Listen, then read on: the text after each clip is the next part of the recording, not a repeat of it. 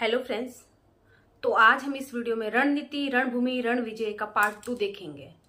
तो जिन बहनों ने पार्ट 1 नहीं देखा है, पहले वो मेरे चैनल से जाकर पार्ट 1 देख लें, रणनीति रणभूमि रणविजय का पार्ट 1, वरना आपको पार्ट 2 भी समझ में नहीं आएगा, और समझ में आ भी गया तो आपको जो रिजल्ट मिलना चाहिए वो नहीं मिल पाएगा। तो पहले आप पार्ट 1 देख ले रहे। हमने रणनीति रणभूमि रणविजय के पार्ट 1 में नींव तो भर ली थी, और उस नींव पर आज हम सब अपने अपने मकान, अपने अपने सपनों के मकान बनाएंगे।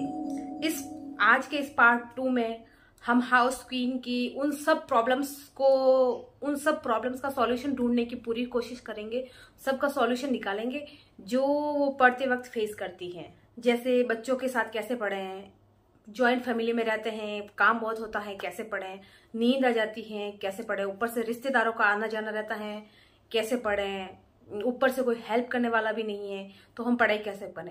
इन सारे बिंदुओं को हम लेकर चर्चा करेंगे, और मैंने पूरी कोशिश की है बारीकी से आपका टाइम टेबल बनाने, क्योंकि ये सारी परिस्थितियां हैं जो मेरे पास भी हैं।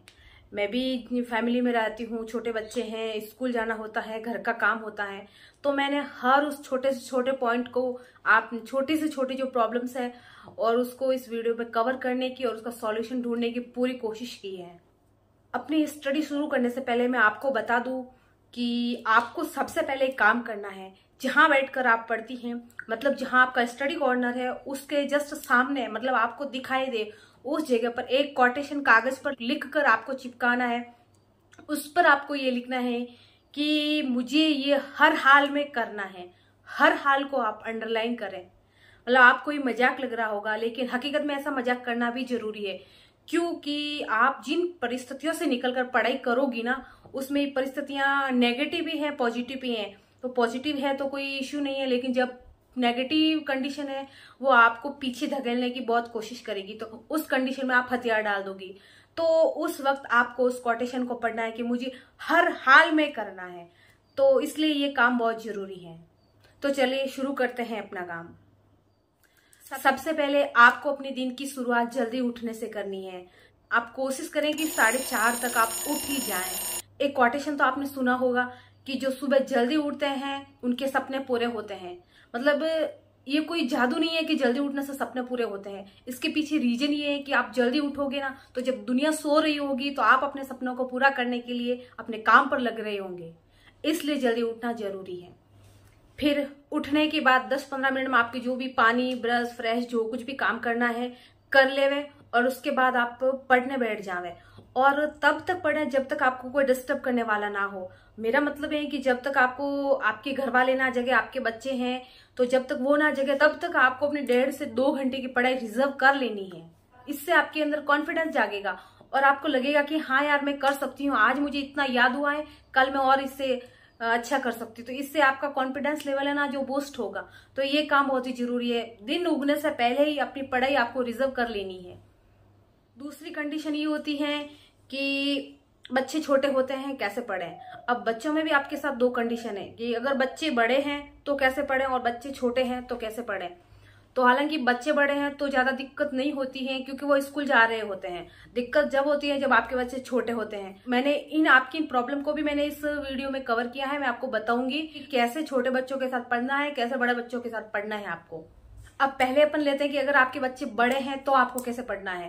अगर बच्चे बड़े हैं तो वो 8, मतलब गर्मियों का टाइम है तो 7 से 8 बजे के बीच सारे स्कूल खुल जाते हैं और बच्चे स्कूल चले जाते हैं। उसके बाद में आपको करना क्या है कि बच्चा स्कूल जाने के बाद में आपको 1 से 1.5 घंटे के बीच में घर के काम करने हैं। अब आपके मन में एक विचार आ रहा होगा कि 1.5 से 2 घंटे में, 1 से 1.5 घंटे में तो इतने सारे घर के काम नहीं हो सकते हैं। तो सुनो, आपको करना क्या है कि जो जरूरी काम है आपको घर के वो ही करने हैं। मतलब जैसे कि नाश्ता है, अगर आपकी जॉइंट फैमिली में रहे तो उनका नाश्ता है, खाना पीना है, रोटी सब्जी है, आपके हस्बैंड के जो भी काम है तो वो आपको निपटाने हैं। जो एक्स्ट्रा काम है उनको रहने दो। जो जरूरी है इनका वो आपको किए बिना नहीं चल सकता, तो उन कामों को ही करना है। और जैसे ही अपना वो जरूरी काम निपट गए, आप पढ़ने के लिए बैठ जावें। आप कोशिश करो कि 10, सवा 10, हद से ज्यादा 10:30 तक पढ़ने बैठ जाओ। और फिर आपको उस टाइम से लगाकर जब तक आपका बच्चा नहीं आ जाता है, मतलब मोस्टली बच्चे 1-2 बजे तक आ जाते हैं, तब तक आपको पढ़ना है। आपको उस दौरान भी आपको 1.5 से 2 घंटे की पढ़ाई हो जानी चाहिए। स्टार्टिंग में तो आपको थोड़ा मुश्किल पड़ेगा ये फॉलो करना, क्योंकि आपकी सीटिंग पावर भी नहीं है, पढ़ने की आदत नहीं है, पढ़ाई छूट गई है, तो इस वजह से स्टार्टिंग में हो सकता है कि आपको कोई परेशानी हो, लेकिन आपको ज्यादा परेशान होने की जरूरत नहीं है। धीरे धीरे ये सारी आदत आपकी बनती जाएगी और रूटीन बैठता जाएगा। फिर बच्चे आ जाए तो उनका खाना पीना करके फिर आप भी उनके साथ थोड़ी देर रेस्ट करो, क्योंकि आप सुबह जल्दी उठी थी और दिन में भी आप पढ़ रही हैं, तो ऑब्वियसली आप थक तो गई होंगी। तो उन बच्चों के साथ में बच्चे रेस्ट करें या ना करें, आप जरूर घंटे 1.5 घंटे का रेस्ट कर लें, जिससे क्या कि आप वापस जब पढ़ने शाम के टाइम वापस अगर पढ़ना चाहोगी ना तो आप फ्रेश फील करोगी।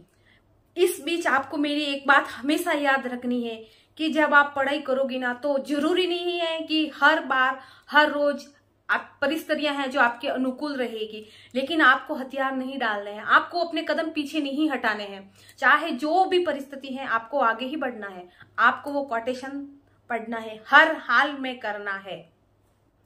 फिर शाम के काम शुरू करने से पहले, मतलब शाम के काम सबके घर में ये है कि 6 बजे के बाद से शुरू होते हैं, खाना पीना जो भी है, रोटी सब्जी बनाने का है वो शाम के टाइम ही शुरू होता है। तो आप वापस कोशिश करें कि 4 से 6 बजे के बीच में आप घंटे 1.5 घंटे की पढ़ाई करें और फिर वापस शाम के टाइम अपने काम पर लग जाएं और जितना जल्दी हो सके अपने घर के काम निपटा लें। और जैसे ही काम निपट जाएं, आपको लग रहा है कि कोई काम नहीं है, तो वापस पढ़ने बैठ जाएं। और शाम रात को 10 बजे तक आपको कोशिश करनी है कि आप पढ़ सको, घंटे 1.5 घंटे 2 घंटे की जितनी पॉसिबल है आप कर सकती हैं उतनी पढ़ाई कर ले। और फिर आपको 10:30 बजे तक तो सो ही जाना है, क्योंकि आपको वापस जल्दी उठना है। जल्दी, क्योंकि सुबह आप जो जल्दी उठोगी ना तो आपको कोई डिस्टर्ब करने वाला नहीं होगा ना, तो इसलिए आप सुबह की पढ़ाई अच्छे से कर पाओगी। तो इसलिए ट्राई करें कि आप 10:30 बजे तक सो जाएं।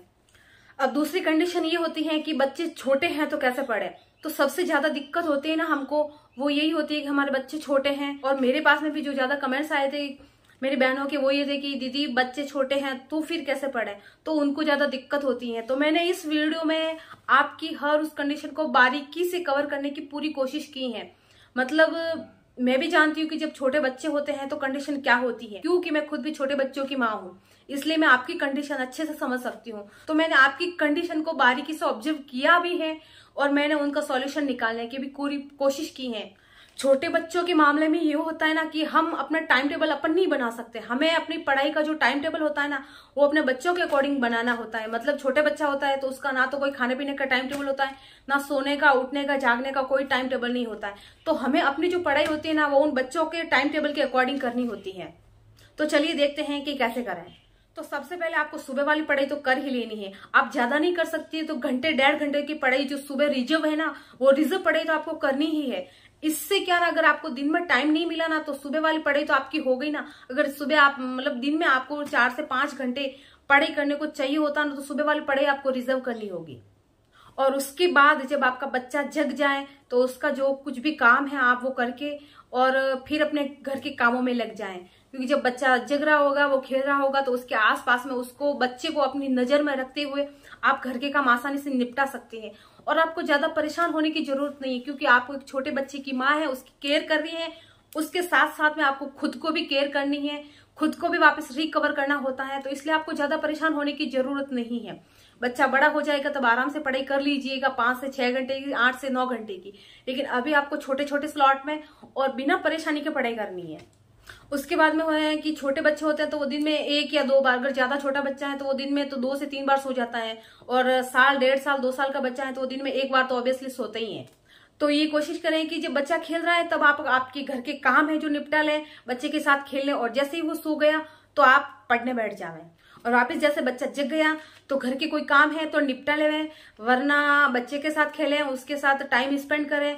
और फिर भी आपको ज्यादा लग रहा है तो आप कुछ ऐसे काम कर सकती हो, मतलब पढ़ाई से रिलेटेड, जिसमें आपको ज्यादा दिमाग लगाने की जरूरत नहीं है।